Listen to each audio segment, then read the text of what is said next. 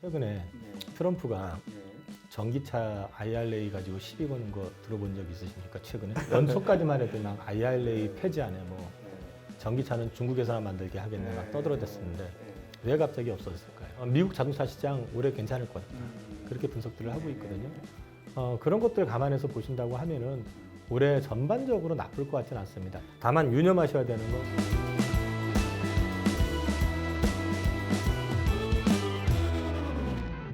리튬 가격의 반등이 어쨌든 뭐 좀 우리가 눈에 보일 정도로 이루어지고 있고요. 특히 뭐 2차 전지 섹터에 있는 기업들 중에 거대 기업들은 니켈 확보를 위해서 뭐 애를 쓰고 있는 것도 뭐 그런 소식들도 굉장히 많이 들려오고 있는데 2차 전지 소재 관련해서는 우리가 주목해야 할 포인트가 있다면 어떤 걸 갖다 들을 수 있을까요?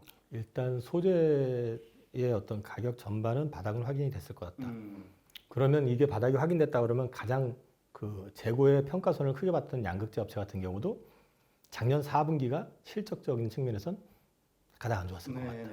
그리고 이제 1분기 바닥에서 조금 돌아서는 그림이 나올 거고 리튬 가격이 반등을 하기 시작하면 자연스럽게 따라서 올라가잖아요. 그럼 재고로 다 평가손이 반영된 게 리튬 가격이 올라가면 재고 평가 이익으로 바뀔 수가 있죠. 그렇죠. 얼마 전에 이제 SK온 13조 계약이 나왔지만 이제 큰 계약들이 현대차만 해도 그 13조가 다가 아니거든요, 지금.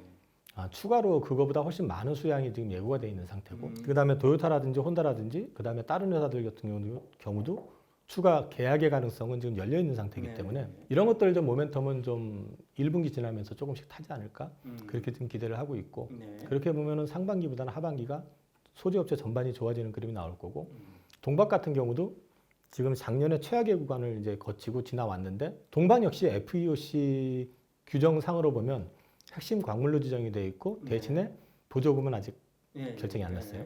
근데 이제 이 부분 역시도 중국산을 지금 못 쓰게 되는 게 거의 대세라고 보면, 동박 시장을 놓고 봤을 때 빅5 중에서 중국 업체가 3개, 한국이 2개, 그다음에 이제 그 뒤에 일본 업체 2개 있고 그다음에 한국 업체가 있는 그런 구조거든요.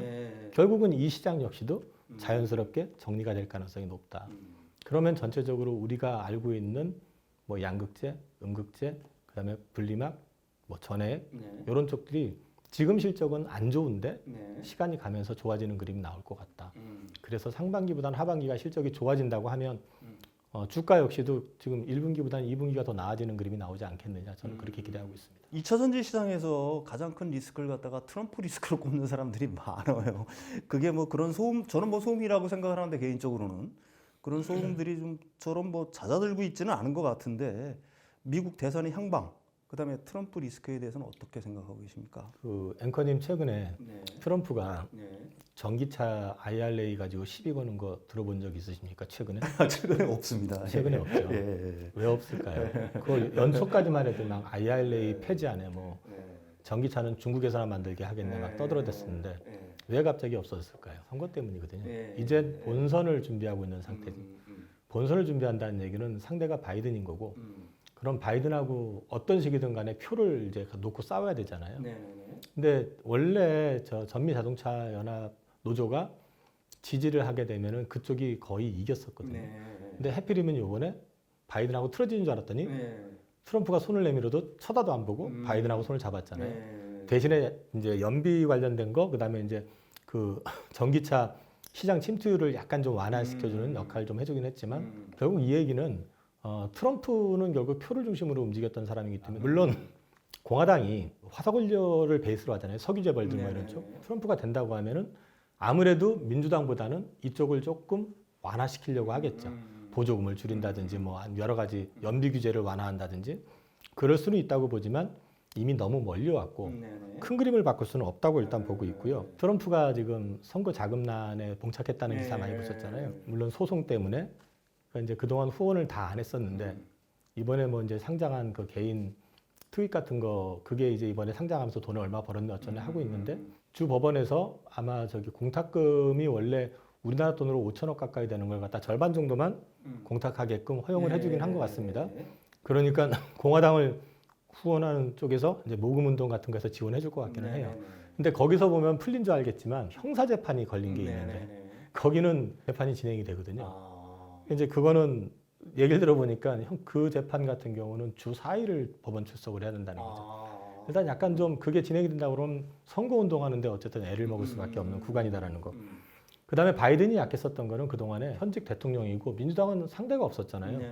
그 선거 운동 자체를 안 했었던 건데 최근에 돈이 넉넉하니까 이걸 가지고 프라임 타임을 다 사놨고 최근에 그 중에서도 경합주라고 하는데 스윙 스테이트 쪽에 그 TV 광고 전면적으로 지금 이제 쏟아붓기 시작하고 있죠. 거기다가 또 트럼프가 안티하게 네거티브 캠페인을 계속 하니까 바이든도 똑같이 하고 있잖아요. 근데 사실 그동안에는 바이든이 계속 욕먹었잖아요. 뭐 치매 걸린 노인네부터 시작해서 뭐 이런 식으로. 일방적으로 하니까 사람들이 봤을 때 다 그렇게 생각하는데 트럼프도 아버지가 뭐 치매로 뭐 그랬대잖아요.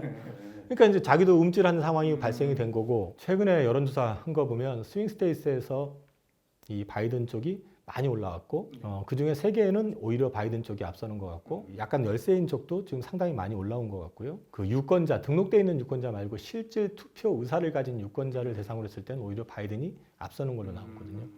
그래서 좀 트럼프에 대한 부분들은 너무 좀 과장되게 작년부터 공포감 조성돼 가지고 좀 왔던 측면이 있다. 이거는 가봐야지 안다. 그렇다고 지금 뭐 바이든이 이긴다 이것까지는 아니더라도 가봐야지 된다는 거고 작년에 4개 지방선거에서 민주당이 다 이겼었거든요. 물론 바이든 얘기를 안 했고요. 경제를 부각시켰고 두 번째는 낙태 금지에 대해서 민주당이 반대를 했었거든요. 근데 이번 정책에 트럼프는 이걸 집어넣었거든요.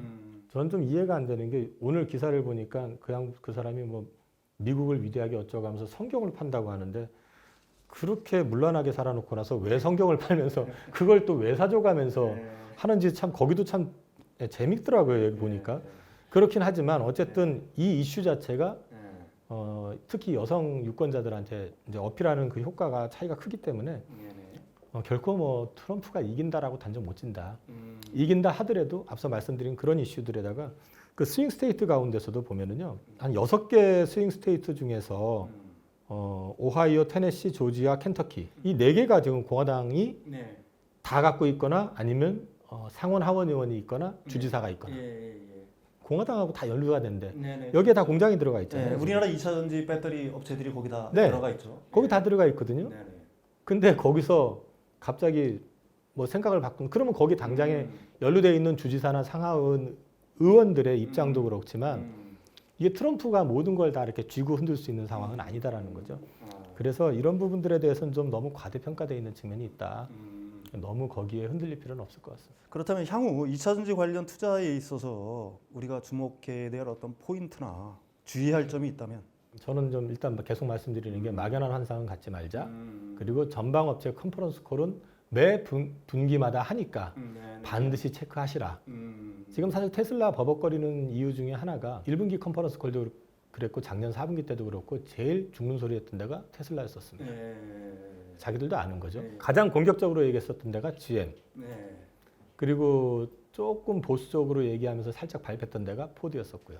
GM 주가가 요즘 좋더라고요. 거기 또 오늘 저기 분석한 내용들 보니까 미국 자동차 시장 올해 괜찮을 것 같다. 그렇게 분석들을 하고 있거든요. 그런 것들 감안해서 보신다고 하면은 올해 전반적으로 나쁠 것 같지는 않습니다. 다만 유념하셔야 되는 건 전기차라는 거는 차가 좋다고 해서 그냥 다 팔리는 건 아니에요. 이제 인프라의 어떤 구축 정도도 중요할 거고요. 일단 지난 겨울에 고생을 했기 때문에 미국에서 적극적으로 하겠다고 하는데 그 진척 정도도 중요할 것이고 두 번째는 금리 인하에 대한 부분들이 지금 3번으로 다시 한번 확인을 해줬지만 사실 시장에서 안 믿는 분위기도 많아요. 못할 수도 있다. 이제 이렇게 되면은 사실 또 가장 큰 리스크가 뭐냐면 그게 연준이 제일 두려워하는 건데 너무 지나치게 이렇게 쥐고 앉아있다가 갑자기 경기 확 꺾일까 그걸 두려워하고 있거든요. 그래서 이제 그런 부분들도 좀 체크는 해보셔야 될 것 같다. 그리고 분명한 거는 중국은 이미 내부에서 구조조정이 시작이 됐고요. 중국 내에서 이제 자동차 업체들도 그렇고 양극재 업체들도 그렇고 심지어 리튬 광산들도 폐쇄가 되고 있는 것들이 많은데 미국 역시도 오늘 보면은 그 나스닥에 상장되어 있는 그 전기차 업체 하나가 퇴출이 되거든요. 사실 글로벌하게 보면은 이제는 자본을 갖고 있고 기술을 갖고 있고 네임드가 되지 않으면 견디기 쉽지 않을 수 있다라는 거죠. 그래서 가급적이면 핵심군에 들어가는 그런 쪽 종목들을 가지시고 투자를 좀 방어적으로 안정적으로 하시는 게 나중에 봤을 때 수익률도 훨씬 좋으실 수 있고 예, 그럴 수 있을 것 같다고 생각을 하고 있습니다. 알겠습니다. 따뜻한 봄의 기운처럼 2차 전지 시장에도 좋은 소식이 많이 들려오는 4월이 되길 바라보겠습니다. 오늘 말씀 감사합니다. 네. 예.